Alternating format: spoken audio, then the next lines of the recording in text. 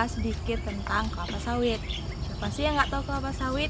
Nah, terutama nih orang-orang Riau yang sebagian besar mata pencahariannya itu di komoditas kelapa sawit. Nah, kenapa di Riau? Karena Riau ini memiliki potensi yang sangat besar, seperti cuacanya yang sangat mendukung, tanahnya, dan sebagainya. Keberadaan tanaman kelapa sawit di Riau khususnya meningkatkan kesejahteraan masyarakatnya. Mungkin rata-rata orang di daerah seperti di Siak, di Pahlawan gitu kan, mereka tuh rata-rata nanamnya sawit.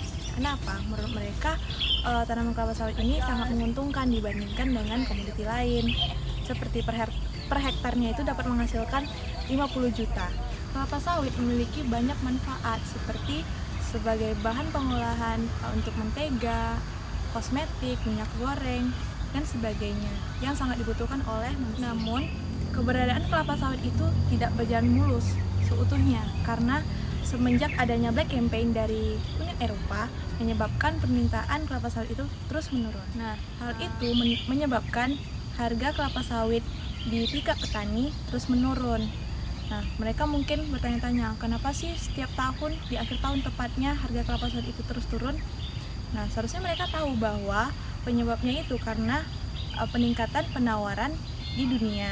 Karena pada akhir tahun itu terjadi musim panen yang sangat luas di Eropa, seperti komoditi rapeseed, minyak kedelai, yang merupakan komoditas pengganti kelapa sawit.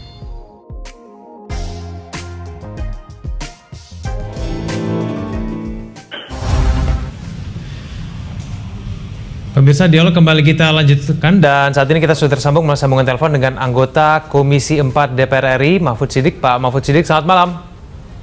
Selamat malam, Mas Egan. Ya, Pak Mahfud Siddiq, berkaitan dengan keputusan Parlemen Uni Eropa yang kemudian melakukan pelarangan terhadap produk CPO kita, ini tanggapan dari DPR seperti apa nih? Ya, ini perkara lama sebenarnya ya. Jadi bukan perkara yang tiba-tiba saja, ini sudah berlangsung mungkin hampir 10 tahunan begitu. Dan kalau kita mau bedah secara lebih dalam, intinya satu saja, ini perkara perang dagang ya, ketika produsen-produsen minyak nabati di negara.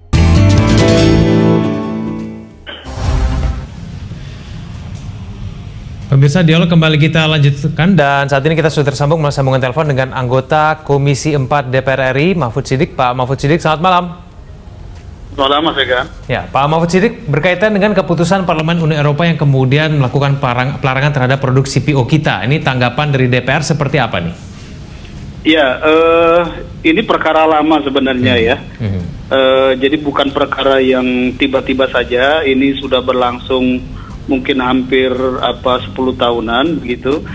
Dan kalau kita mau bedah secara lebih dalam, intinya satu saja, ini perkara perang dagang ya, ketika produsen-produsen minyak nabati di negara-negara Uni Eropa yang basisnya di bunga matahari atau kedelai dan yang lain, ini merasa terancam, bukan hanya merasa, dan memang semakin terancam dengan masuknya produk minyak sawit dari Indonesia dan Malaysia. Jadi resolusi ini harus kita tempatkan dalam frame itu. Tapi bisa kita simpulkan, Pak Mahfud, ini alasan yang dibuat oleh Parlemen Uni Eropa berkaitan dengan produk kita ini mengada-ngada begitu? Ya, kalau kita lihat dari berbagai alasannya ya, mulai dari alasan pelanggaran HAM, mempekerjakan anak-anak di bawah umur, sampai pada isu korupsi ya. Ini adalah alasan-alasan yang sebenarnya sudah lama terbantahkan, dan saya pernah berbicara dengan dubes kita untuk Uni Eropa kira-kira 5 tahun yang lalu, menjelaskan bahwa segala macam alasan-alasan yang mereka angkat itu sebenarnya sudah terbantahkan secara ilmiah ya, secara objektif sudah terbantahkan. Tetapi kalau kita lihat, karena ini perang dagang dan kepentingan-kepentingan logis di balik ini begitu kuat masuk ke jejaring mereka di Parlemen Uni Eropa, sehingga memang isu ini terus bergulir sampai sekarang, dan puncaknya 4 April kemarin mereka mengeluarkan resolusi Parlemen Uni Eropa ya tentang sawit ini.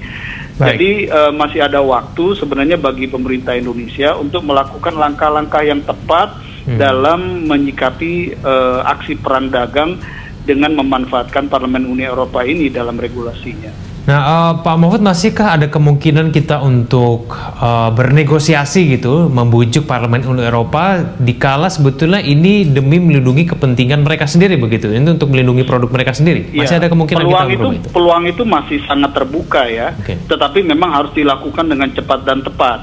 Kenapa? Pertama, karena resolusi dari Parlemen Uni Eropa ini kan tetap harus melewati proses ratifikasi dari masing-masing negara anggota Uni Eropa. Belum tentu semua negara anggota Uni Eropa itu akan bersetuju untuk meratifikasi ini. Nah, di situ letak peluangnya. Nah, oleh karena itu menurut saya yang harus dilakukan bukan semata-mata melakukan negosiasi formal head-to-head dengan Parlemen Uni Eropa. Dan kalaupun Indonesia akan melakukan negosiasi head-to-head dengan Parlemen Uni Eropa, pemerintah tidak bisa berjalan sendiri tanpa melibatkan parlemen. Dan saya pikir keterlibatan parlemen dan pemerintah Indonesia harus diawali dengan ada pertemuan konsultatif antara presiden dengan DPR. Kalau ini belum dilakukan, maka akan sulit kita mendapatkan satu pandangan bersama, satu sikap bersama di dalam menghadapi negosiasi dengan Parlemen Uni Eropa. Itu satu. Yang kedua, yang paling penting sebenarnya adalah pemerintah segera menyiapkan task force, dan itu harus lintas sektoral, lintas kementerian, untuk langsung bernegosiasi dengan counterpart mereka di pemerintahan negara-negara anggota Uni Eropa. Ya, saya terus terang agak heran juga melihat respon pemerintah yang baru sebatas membentuk tim kecil, misalnya di Kementerian Perdagangan, dan itu pun juga masih fokus melakukan kajian. Artinya untuk menelaah apa betul tudingan-tudingan mereka betul atau tidak.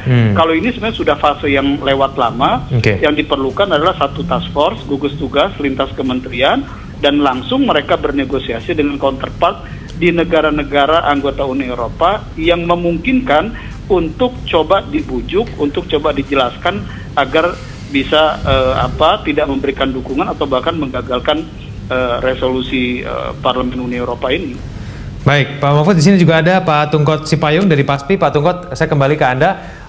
Kalau menurut Anda kemudian ini kan sudah terjadi, Anda sudah bilang ya, tadi ini sebetulnya sudah sejak lama sebetulnya nih, Uni Eropa ini mulai seperti ini begitu. Tapi kemudian apakah kita bisa berkesimpulan bahwa proses negosiasi, proses yang kemudian seharusnya dilakukan oleh pemerintah sejak dulu kala, sejak pada saat Parlemen Uni Eropa sudah menunjukkan gelagat untuk menghentikan produk kita, itu tidak berlangsung efektif. Hingga pada hari ini pun akhirnya mereka tetap mengeluarkan ancaman itu. Bagaimana, Pak? Kalau dikatakan tidak efektif, ya bisa saja gitu kan. Tapi bahwa pemerintah sudah melakukan banyak hal, termasuk bagaimana pertemuan-pertemuan yang dilakukan oleh diplomat-diplomat kita di Eropa itu sudah terjadi gitu kan. Setidak-tidaknya 2 tahun ini yang saya pantau, itu sangat intensif gitu kan. Bahkan mahasiswa-mahasiswa kita di Eropa juga sudah ikut dilibatkan untuk membangun persepsi yang positif tentang sawit gitu. Sepanjang sawit tidak bisa hidup di Eropa, ancaman seperti ini akan tetap berulang, akan datang terus gitu. Nah, karena itu ya memang menghadapi ini saya setuju dengan Pak Mahfud tadi, itu harus ada task force untuk ke sini. Meskipun ini adalah sudah berulang gitu kan. Kita harus respon dengan baik gitu kan. Jadi pemerintah sudah benar artinya membentuk tim gitu kan. Tapi ini juga perlu dari apa juga, ini kan G2G ya tapi juga mungkin perlu dari B2B gitu kan, para pebisnis kita kan, para pelaku usaha kita, GAPKI, semua asosiasi yang di sini harus juga membangun dialog dengan asosiasi konsumen di sana, yaitu produsen-produsen hilir daripada sawit gitu kan. Nah, di sana kan ada gitu kan. Nah, itu yang harus dibangun juga. Sekarang koordinasi baik dari pemerintah pusat dengan pelaku bisnis untuk kemudian membujuk supaya Parlemen Uni Eropa tidak kemudian betul-betul merealisasikan ancamannya, seperti apa menurut Anda? Kalau yang saya tahu dari 3 kementerian setidaknya itu sudah melakukan, 4 kementerian. Menteri Kementerian Pertanian, Kementerian Perdagangan, Perindustrian, KLH, dan juga Kementerian Luar Negeri itu sudah membentuk task force seperti itu dan sudah komunikasi dan juga sudah mungkin sudah dilayangkan ke sana. Baik, saya kembali kepada Pak Mahfud. Pak Mahfud, sekarang langkah dari DPR sendiri paling tidak untuk kemudian turut berperan dalam membuat ekspor sawit kita ini tidak terancam seperti apa, Pak Mahfud? Ya, memang harus diakui ya, di DPR sendiri sampai sekarang belum ada satu pembicaraan terpadu lintas komisi ya. Karena ini kan kalau kita lihat partnernya melibatkan Komisi 4, melibatkan Komisi 6, lalu Komisi 7 ya, dan juga Komisi 1 yang leading sektornya di bidang luar negeri. DPR sendiri belum ada pembicaraan lintas komisi, dan menurut saya kalau itu sudah dilakukan oleh DPR, maka tahap kedua adalah perlu dilakukan pertemuan konsultatif antara DPR dengan pemerintah, dalam hal ini Presiden beserta jajaran kementerian terkait, untuk menyepakati pandangan posisi sikap Indonesia dan kemudian apa langkah-langkah negosiasi dan diplomasi yang harus dilakukan secara bersama-sama atau secara simultan. Nah, ini yang harus segera dilakukan. Masih ada waktu karena proses ratifikasi dari resolusi ini menurut saya masih membutuhkan waktu yang cukup panjang. Tetapi catatan pentingnya selain kita membaca peluang bahwa sekarang ini tren nasionalisme baru di Eropa ini kan menguat. Jadi semangat untuk menjaga kepentingan negara-negara Eropa ini semakin menguat di era perdagangan bebas, sehingga sangat mungkin kalau tidak bisa kita respon dengan cepat, ya apa yang digagas oleh Parlemen Uni Eropa untuk menghentikan sama sekali ekspor sawit ke negara-negara mereka ya pada tahun 2020 itu bisa menjadi kenyataan gitu. Jadi ini yang menurut saya harus dilakukan dengan lebih cepat dan tepat. Baik Pak Mahfud, terima kasih telah hadir sama kami melalui sambungan telepon. Selamat malam Pak Mahfud. Selamat malam. Dan pemirsa, kita akan lanjutkan dulu kita di segmen selanjutnya. Hot Ekonomi akan segera kembali.